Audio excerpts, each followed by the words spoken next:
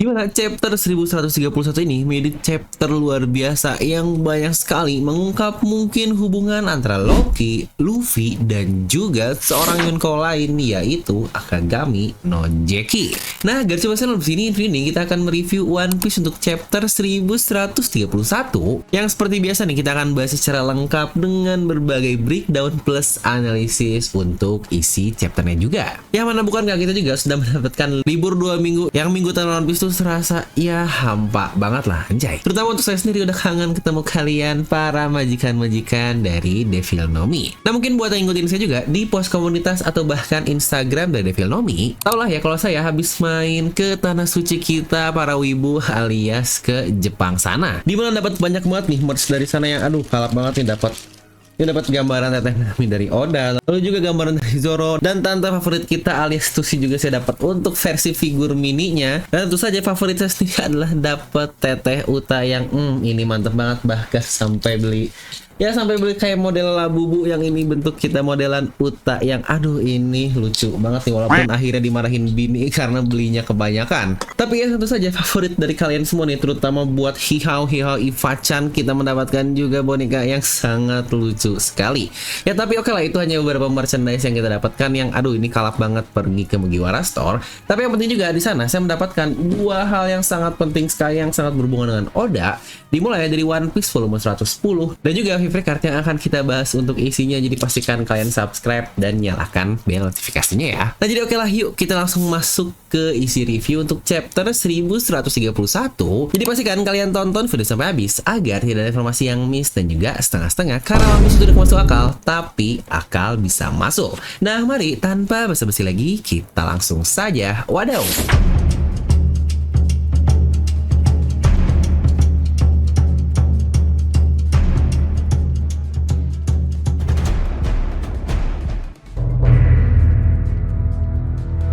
Dimana judul untuk chapter 1131 ini adalah Loki of the Underworld. Dimana cover story sendiri masih lanjutan dari Yamato, dimana dia mengendarai Komachio dan mengejar pencuri katana. Ya buat yang lupa, kita mendapatkan di cover story chapter lalu kalau ada seseorang yang mencuri pedang Yasui ketika mereka dalam keadaan tertidur. Di sini pun Tama bersama Speed ikut mengejar bersama dengan Yamato, yang apakah nih akhirnya konflik unik yang terjadi di Wano Kuni ini terkait pencurian akan segera terjawab oleh pengejaran dari Yamato. Namun ada satu nih yang cukup mencurigakan, di manakah Shinobu, karena bukankah sebelumnya Tama berlatih bersama dirinya. Nah kita masuk ke isi chapter, di mana chapter langsung lanjutan dari apa yang terjadi sebelumnya. Di sini Luffy sangat senang sekali karena akhirnya berada di negeri Elbaf. Ya seperti kita tahu juga ya, di akhir chapter lalu Loki berkata kalau negeri ini adalah negeri Elbaf. Dia pun terlihat sangat-sangat excited sekali dengan nyelocos mula semua hal seperti besar, para raksasa lah. Dia juga bilang kalau ini adalah negeri yang selalu dalam keadaan perang, negeri terkuat di dunia. Apakah itu benar? Dimana Loki berusaha untuk ngobrol dengan Luffy, namun Luffy terus aja ngomong sampai akhirnya Loki pun marah dan dia berteriak, "Diam, aku berbicara denganmu." Di sisi akhirnya Loki seperti mengeluarkan teriakan atau mungkin raungan yang sangat besar sekali, yang bahkan sampai menakuti serigala-serigala yang ada di sekitaran daerah sana. Yang mungkin ini pula raungan besar yang kita lihat beberapa chapter lalu, dan alasan Luffy juga bilang kalau saya mendengar raungan dari arah sana, yang mungkin emang raungan Loki inilah yang membuat Luffy juga bisa mengetahui lokasi persis dari Loki karena auranya sangat kuat sekali. Yang di sini pula kita diperlihatkan box perkenalan dari Oda tentang satu Elbaf ini. Ya benar, tertulis pangeran terkutuk dari Elbaf, Loki. Bounty khusus yang diberikan oleh pemerintah dunia sebesar 2,6 miliar berry yang wah, ini wadaw banget. Yang lebih menarik lagi, kata-katanya di sini bukanlah bounty normal dari Angkatan Laut, karena narasinya adalah World Government Special Bounty, yang berarti ini sepertinya khusus dari pemerintah dunia yang entah bagaimana caranya dia memiliki bounty secara spesial. Yang menurut saya kalau seperti ini, berarti apakah banyak juga karakter-karakter lain yang memang tidak terdaftar di bounty Angkatan Laut, melainkan khusus terdaftar langsung di bawah pemerintah dunia seperti ini. Ya apa mungkin mungkin karena mereka ini adalah ras Elbaf yang pemerintah benar-benar tidak berani untuk masuk kepada mereka. Ya jangan lupa ya, ketika Vice Admiral mau ngejar Luffy dan yang lain-lainnya ke Pulau Elbaf saja, disitu langsung dikatkan oleh Gorosei Saturn yang sejujurnya ini apakah Vice Admiral nggak mikir ya untuk ngalahin satu yang biasa aja udah sesusah itu, alias mereka sangat tidak berguna dan mereka mau langsung masuk ke pulaunya yang fiksi untuk melawan monster-monsternya aja pasti bakal rata. Di sini Loki berkata kalau dia adalah Sun God yang diwariskan secara turun-temurun di negeri ini. Jangan berani-berani kau berbicara tanpa persetujuanku, hei wahai manusia rendahan. Yang lagi-lagi nih kata-kata yang sangat tidak bersahabat, terutama dari seseorang yang bukan ras manusia. Ya lagi-lagi ini seperti Fishman atau juga ras-ras seperti Lunarian atau bahkan Oni juga, mereka semua selalu merasa dirinya sangat superior. Yang ternyata ada juga bagian Elbaf lain yang merasakan hal seperti itu, yang sebenarnya untuk kali ini pula sudah pernah kita lihat sebelumnya nih baru-baru ini, yaitu dari Sun God palsu alias Rodo. Yang bukankah sangat aneh sekali, di situ Rodo berkata kalau dia tidak rela untuk bekerja di bawah manusia-manusia kecil ini, yang bukankah sepanjang yang kita ketahui di serial One Piece hampir semua raksasa Elbaf mereka ini sangat positif dan sangat-sangat friendly sekali. Yang berarti lagi-lagi ternyata terbagi menjadi beberapa kubu untuk ras raksasa yang merasa dirinya superior dan raksasa juga yang merasa ya mereka ini sama-sama manusia seperti makhluk-makhluk yang lainnya. Di sini pula Loki melanjutkan, sekarang katakan padaku kondisi seperti apa yang kau lihat dariku. Ya Luffy jawab dengan jelas lah apa yang saya pikirkan. Bukankah cukup jelas kau dalam keadaan tertangkap? Loki pun jawab, nice, namun tidak ada satupun yang ingin ditangkapkan di dunia ini. Sama seperti semua orang, jika ini memungkinkan, aku juga ingin merasa bebas. Di sini sama juga ya seperti Sun God yang memang temanya adalah liberation. Di sini pun Loki menggunakan term yang sama tentang liberate dari kebebasan yang dia inginkan. Loki pun menjelaskan kalau dia sudah seperti ini selama 6 tahun. Saya adalah orang terkuat di negeri ini, yang bahkan kata-kata menarik yang kita lihat dari panel manga ini tertulis di situ adalah the most powerful being dan bukan the most powerful person doang, yang berarti dia paling kuat dibandingkan semua orang Elbaf, bahkan monster-monster makhluk buas yang ada di pulau dari Warland ini. Yang sejujurnya ini gila sih dan gak aneh banget kenapa dia sampai di borgol, dan bahkan walaupun setelah 6 tahun di daerah yang sangat berbahaya, dia benar-benar terlihat sangat biasa saja karena ya memang dia sekuat itu. Loki pun melanjutkan, pohon saya di rata ini adalah kerajaan dari Warland itu sendiri dan dia bernama pohon Adam alias pohon harta karun, serta borgol yang mengurung dirinya terbuat dari batu laut. Makanya borgol ini menguras energiku dan sudah jelas aku tidak dapat kabur dari semua ini. Yang akhirnya nih banyak sekali kita mendapatkan fakta baru dari beberapa kalimat Pangeran Loki, terutama teori yang sudah sangat-sangat lama sekali terkait pohon besar yang ada di Elbaf ini, yang ternyata memang benar kalau itu adalah pohon Adam, kayu super kuat yang menjadi bahan dasar dari kapal Thousand Sunny dan juga Oro Jackson.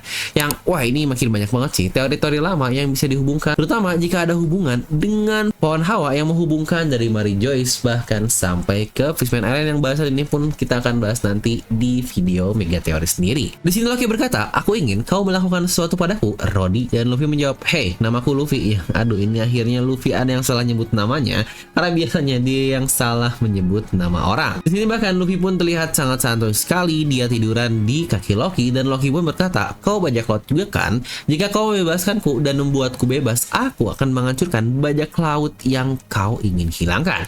Bagaimana? Kuncinya ada di desa di atas sana. Dan Loki pun berkata lagi, oh iya, aku lupa bilang kalau daerah bersalju di bawah ini disebut sebagai Underworld. Dan daerah sini digunakan sebagai penjara atau eksekusi dari para raksasa, yang makanya tidak ada satupun orang yang berani turun ke daerah sini. Raksasa yang memiliki kasus kriminal akan dipaksa untuk turun ke sini dan tidak ada yang berani mendekat karena banyaknya monster-monster di sekitaran daerah Underworld tersebut. Yang ini pun sebenarnya sudah kita ketahui ya dari kata-kata Rodo di diorama kastil yang kita lihat awal masuk ketika mereka sampai ke Pulau Elbaf. Di situ Rodo berkata kalau tempat tersebut memang digunakan untuk mengurung para raksasa-raksasa jahat, yang makanya dia pun sangat yakin sekali kalau temboknya tidak akan bisa dihancurkan oleh manusia kecil seperti Luffy dan yang lainnya. Yang ini juga yang semakin menjawabkan kenapa serangan Usopp tidak cukup kuat untuk menghancurkan tembakan tersebut. Padahal balik lagi kalau kita lihat ledakannya itu sangat sangat besar sekali. Dan alasan juga kenapa Luffy membutuhkan Gear Force-nya untuk menghancurkan tembok tersebut juga, yang lagi-lagi itu bukanlah tonjokan biasa loh, karena lagi-lagi ini Gear Force yang sangat kuat. Ada tembok yang sangat kuat sekali yang bahkan bisa menahan tubuh dari ras raksasa. Yang jangan lupa ya, tonjokan Gear Force Luffy, dia bisa ngebuat Doflamingo terlempar berkilometer dari kastil sampai ke tengah pulau Dressrosa. Lanjut di sini pun Loki berkata lagi, aku tidak tahu apa tujuanmu datang ke pegunungan bersalju ini, tapi kau perlu berhati-hati karena masing-masing dari mereka adalah raja dari pegunungan dan teman-temanku ketika aku sejak kecil.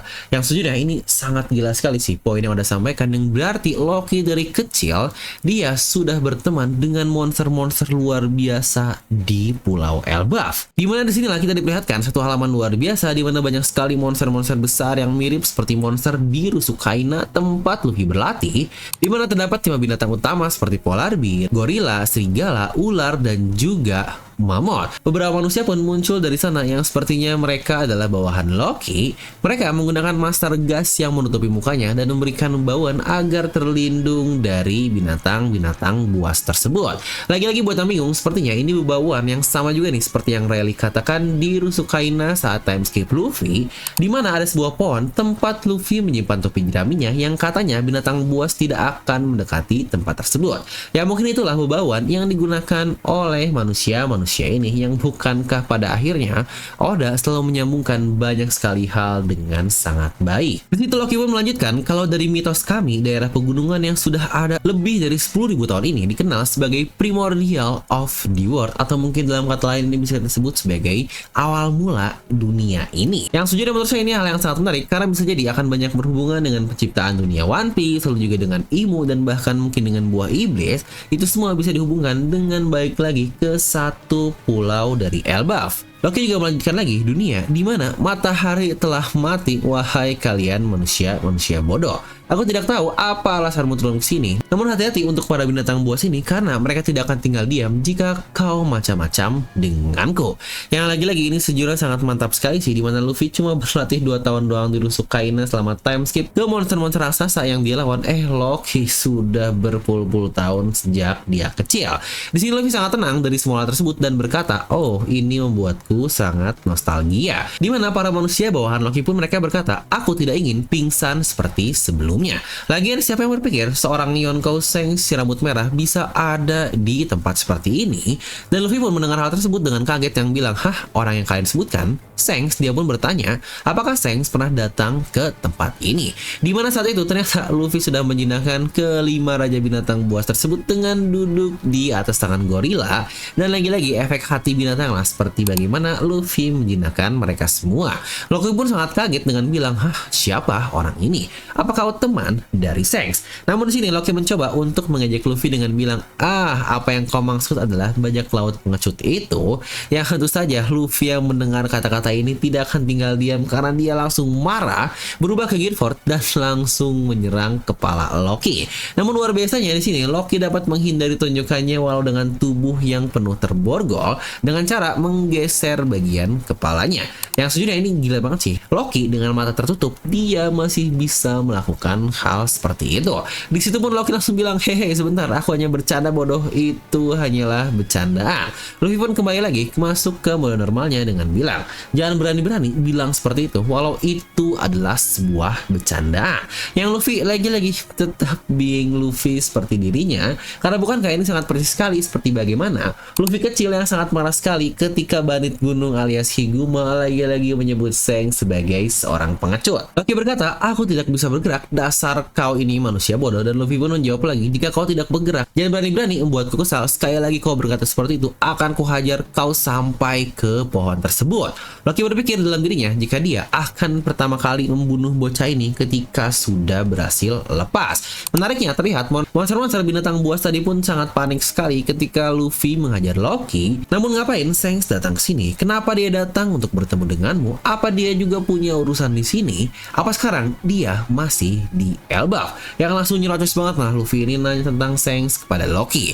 Yang tentu saja Loki yang cukup pintar atau mungkin cukup cerdas dan cerdik, di situ dia menjawab, "Kau tahu kan, aku tidak akan menjawab semua pertanyaan itu secara gratis." Kita pun langsung berpindah lagi nih ke lokasi lain, yaitu tim Nami, tempat mereka menaiki jembatan raksasa. Di situ mereka merasa jembatannya bergoyang hebat, yang ternyata Usopp melihat kalau ada seseorang yang mengejar mereka. Mereka tidak tahu itu siapa karena di sini ternyata Rodo sudah melepas pakaian Sun God-nya. Dan situ pun Usopp bilang kalau tubuhnya terbakar seperti terkena petir. Yang dari situ yang lainnya berkata sudah pasti jika itu adalah Sun God.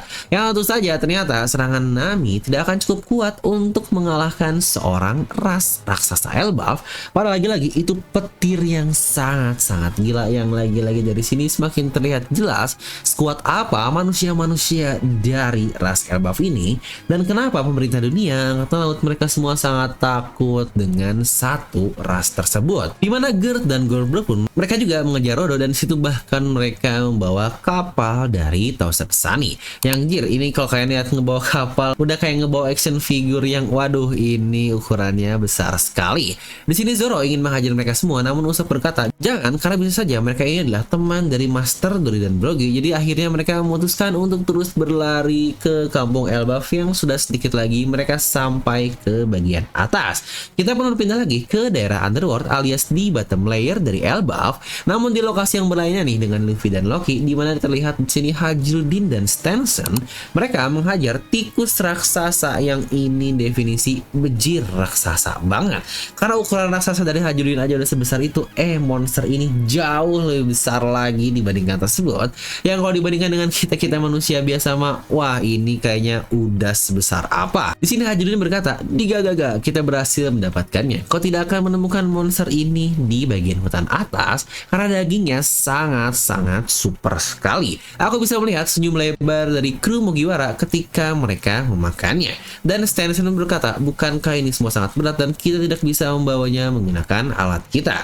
Jadi bagaimana kita menjawabnya?" Dan Hajildin menjawab, "Hei, jangan malu-maluin. Daging ini adalah untuk mereka yang sudah menyelamatkan nyawa kita." Yang pada akhirnya mereka berdua mengangkat mayat dari tikus tersebut di pundaknya, yang wah ini besar sekali. Dan kita pun akhirnya berpindah lagi ke tim dari Franky alias mereka-mereka yang ada di kapal Elbaf. Terlihat mereka sudah berada di area lautan Elbaf, dan Brook pun di sini sedang memotong rambut Robin dengan berkata, "Ini pertama kalinya aku memotong rambut seorang wanita. Aku sangat gugup sekali. Jantungku berdegup kencang walau aku tidak punya jantung." Iyo. Lilith pun merespon dengan ketawa, "Kau tidak punya jantung, itu sangat tidak saintifik sama sekali." Dan Bonnie pun menjawab, "Oh Robin Chuan, kau kawaii sekali." Dimana Franky juga berkata, "Ini benar-benar terasa sangat nostalgia sekali, dimana kita lagi-lagi ternyata melihat rambut Robin di masa pre-time skip dengan poni favoritnya yang biasa kita lihat." Dimana kapal Elbaf pun akhirnya sampai di lokasi dari Elbaf, dan mereka semua sangat kaget sekali dan terpesona melihat pulau yang sangat-sangat gila sekali.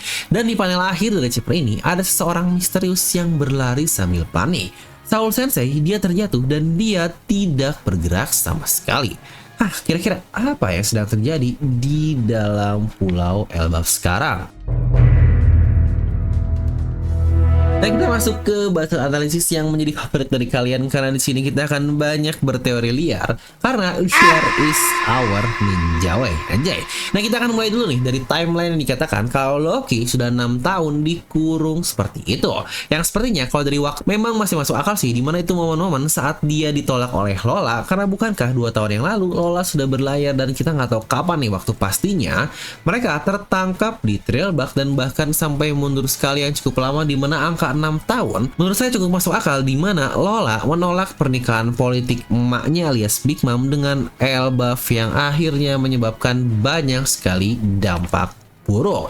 Yang berarti sebelum itu, ya lagi-lagi Loki ini kemungkinan besar masih dalam keadaan waras lah ya.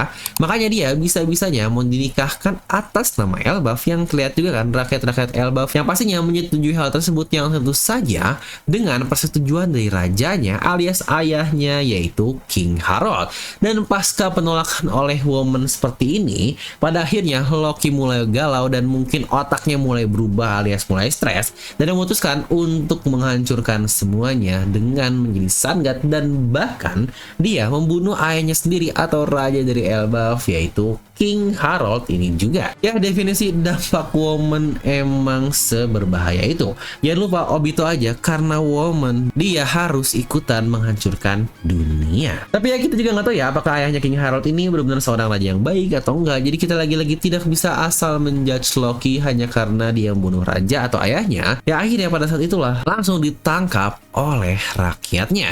Yang menariknya terlihat sepertinya ada hubungan juga antara Loki dan Shanks yang entah juga nih apakah ternyata Shanks ikut andil dalam penangkapan dari Loki, makanya dia menjadi orang yang sangat dihormati juga di Pulau Elbaf. Ya, sebelum membahas tentang Shanks lebih jauh lagi, kita akan membahas dulu beberapa bagian lain kenapa Loki bisa dihargai 2,6 miliar berry. Yang bahkan untuk bounty-nya ini bounty terpisah sendiri atau bounty spesial dari pemerintah dunia. Yang menurut saya salah satu alasannya karena dampak buah iblis legendaris yang lagi-lagi hanya diwariskan oleh keluarga kerajaan dari pihak kerajaan Elbaf. Dan mungkin buat yang mau prediksi apakah itu adalah buah iblis Surtur atau Jormungandr atau bahkan Fenrir atau bahkan Gomu-Gomu no Mi yang ini sangat mantap sekali. Semua juga sebenarnya saya bahas lengkap di satu video ini, bisa kalian tonton. Lanjut, di 2,6 miliar itu bukan harga yang biasa loh, yang berarti dia bakal sangat-sangat kuat sekali. Dan kalau bounty sebesar itu sudah didapatkan 6 tahun lalu sebelum dia dikurung, yang berarti udah jauh lebih besar dari Kurohige, karena bukan ketika awal Kurohige menjadi Yonko, bounty-nya di 2,2 miliar berry ya, kalau sekarang sudah hampir setara 4 miliar. Jadi apakah Loki kekuatannya setara dengan para Yonko? Yang menurut saya pun tidak aneh jika kekuatannya sehebat itu. Jangan lupa ya, Luffy berlatih selama 2 tahun dengan tema monster-monster seperti Elbaf oleh Rayleigh di Pulau Rusukaina. Yang lagi-lagi Oda ternyata selalu menghubungkan banyak sekali hal tentang Luffy ke satu pulau ini. Ya, buat kalian yang sadar di mana jurus-jurus Luffy banyak berhubungan dengan modelan raksasa, dimulai dari Gear 3, Gear 4, bahkan Gear 5-nya, yang bukankah raksasa ini sangat identik dengan modelan dari negeri Elbaf. Yang ternyata modelan Luffy berlatih juga di sebuah pulau lampau yang terdapat banyak monster-monster raksasa, itu pun mirip juga dengan di Pulau Elbaf, yang Oda sepertinya menjadikan Elbaf ini sebagai ya mungkin kiblatnya dalam berbagai hal. Ya, untuk hal ini pun sebenarnya sudah pernah kita bahas di bagian Elbaf kalau Oda sangat ngefans sekali dengan Viking, dan Viking adalah konsep utama atau referensi utama dari Pulau Elbaf dan berbagai pasukannya. Dimana bahkan Luffy yang 2 tahun berlatih dengan monster itu saja dia sudah bisa seperti sekarang dan bahkan menjadi Yonko. Lah Loki dia jadi kecil bahkan udah bersahabat dengan monster-monster tersebut. Jadi saya sendiri sangat gak aneh kalau kemampuan Loki memang segila itu. Jangan lupa bahkan Loki ini jauh lebih tua dibandingkan Shanks yang masih 39 tahun dan Luffy yang masih 19 tahun karena Loki berusia 63 tahun. Atau bukankah lihat saja Hajrudin dengan Stanson, dia bisa mengalahkan monster sebesar itu yang bagi manusia biasa mah wadaw itu monster yang luar biasa. Yang bahkan kalau kita lihat di awal sekali serial One Piece alias di Little Garden, kita bisa melihat bagaimana Dory dan Brogy mengalahkan satu monster laut sebesar pulau yang ini gila-gila banget, dan Loki berteman dengan mereka semua. Yang menariknya lagi, kok kalian sadar bukankah 6 tahun yang lalu itu adalah awal mula Shanks mendapatkan gelarnya sebagai ya benar seorang Yonko atau Kaisar Lautan. Yang apakah nih alasan dia menjadi Yonko? Karena dia membantu pemerintah dunia untuk menangkap Pangeran Loki, namun dalam artian bukan dikasih ke mereka ya, tetapi lebih ke arah ditahan di sisi Elbaf saja. Jangan lupa juga Loki dengan sangat yakin bisa mengalahkan siapapun ketika dia bebas, bahkan bilang bakal membunuh Luffy ketika lepas, yang berarti sepeda itulah dia dengan kemampuannya, dan bahkan sebelumnya pun dia berkata sebaliknya kan dari tipe Sun God, yaitu ingin menghancurkan dunia. Yang wajar pemerintah dunia sangat-sangat takut sekali kepada sosok dari Loki ini, terutama lagi-lagi ketika orang sudah memiliki tujuan yang jelas, terutama ketika dia dengan keadaan yang nothing tulus, atau dalam kata lain ya dia udah ditolak cewek dan dia bakal melakukan apapun. Wah, ini bakal gila banget karena dampaknya dia tidak akan berpikir macem-macem lagi. Namun hal menarik yang kita dapatkan juga, bukankah sangat terlihat sekali chemistry yang cukup oke di antara Luffy dan Loki dari dari percakapan mereka di chapter ini. Banyak juga yang bilang kan, apakah dia akan menjadi nakama? Ya walau kebesaran sih kalau dia masuk ke kapal Tosan Sunny yang notabene cukup kecil, tapi entah nih konteksnya bakal seperti apa, modelan nakamanya apakah dengan kapalnya sendiri atau mungkin jadi aliansi atau apa, kita masih belum tahu. Karena bukankah momen seperti ini sangat mirip sekali seperti bagaimana Luffy bertemu Zoro di awal banget yang juga dalam keadaan terborgol. Dimana momen Zoro dulu juga, bukankah semua orang bilang kalau Zoro ini adalah iblis, orang yang jahat, namun tetap saja Luffy dia cukup yakin untuk membawa Zoro menjadi bagian dari nakamanya. Karena ya lagi-lagi kalau kalian sadar, salah satu kelebihan Luffy yang mungkin ada hubungan dengan haki spesialnya atau apapun Luffy ini, dia ini semacam bisa mengetahui isi hati orang, apakah dia ini baik, memiliki hasrat yang jahat atau enggak. Itu pun sudah sering kita lihat dan bahkan sudah sering juga kita bahas di channel Devil No Mi ini, yang apakah juga itulah seperti bagaimana Luffy bisa sangat santai di hadapan Loki karena dia tidak merasa ada mungkin hawa jahat atau niatan jahat dari satu karakter ini. Yang bukankah jangan lupa Franky saja dulu pernah menjadi musuh dari Luffy, sekarang dia menjadi nakama. Tetapi kira-kira menurut kalian seperti apa untuk Loki ini? Apakah benar-benar menjadi villain utama dari Arc Elbaf atau ada sesuatu hal lain yang akan disembunyikan dan bahkan villainnya bukanlah Loki? Kalian bisa tuliskan di kolom komentar. Nah, jadi itulah untuk review chapter 1131 ini, yang lagi-lagi untuk chapter ini sebenarnya tidak terlalu banyak juga sih hal-hal lumayan mantap yang udah sampaikan di satu chapter ini. Tetapi yang penting kalau minggu depan kita tidak akan libur, yang berarti kita akan langsung melanjutkan petualangan Tobi Jerami di negeri Elbaf ini. Nah, tapi sebelum itu kita akan menilai dulu. Untuk chapter 1131 ini akan saya kasih nilai ya 8 dari skala 10 saja, karena lagi-lagi ya ini chapter yang mid dan tidak banyak hal mantap. Tapi kira-kira menurut kalian seperti apa? Coba tuliskan di kolom komentar. Nah, jadi itulah untuk review kali ini yang aduh kangen banget nih ngobrol panjang bersama kalian para majikan Devil No Mi yang nonton bareng di video review. Dan buat kalian juga yang mau informasi-informasi baru, karena selama 2 minggu manganya libur kemarin kita mendapatkan informasi dari Vivreka, lalu juga SBS 110 dan yang bahkan 10 tanya jawab dari Oda terkait karakter-karakter penting di satu panel luar biasa ini. Yang itu baru sudah dibahas di channel Devil No Mi, makanya kalian jangan lupa untuk subscribe dan nyalakan bel notifikasinya. Ya semoga di pilihan-pilihan untuk komik-komik volume selanjutnya di mana 110 sekarang dan nanti biasa 111 itu bisa beberapa bulan ya, kita bisa mampir lagi ke tanah suci para wibu di Jepang sana. Makanya buat kalian jangan skip-skip iklan ya, biar kita juga bisa merasakan kenikmatan pergi ke sana. Yang buat kalian juga semoga diberikan rezeki biar bisa main ke sana juga, yang mantap banget nih di Jepang, emang luar biasa. Nah, jadi itulah untuk video kali ini. Like aja kalian suka, dislike kalau suka, jangan lupa untuk subscribe dan juga share ke teman kalian. Gue Devil pamit and I'll see you guys next time.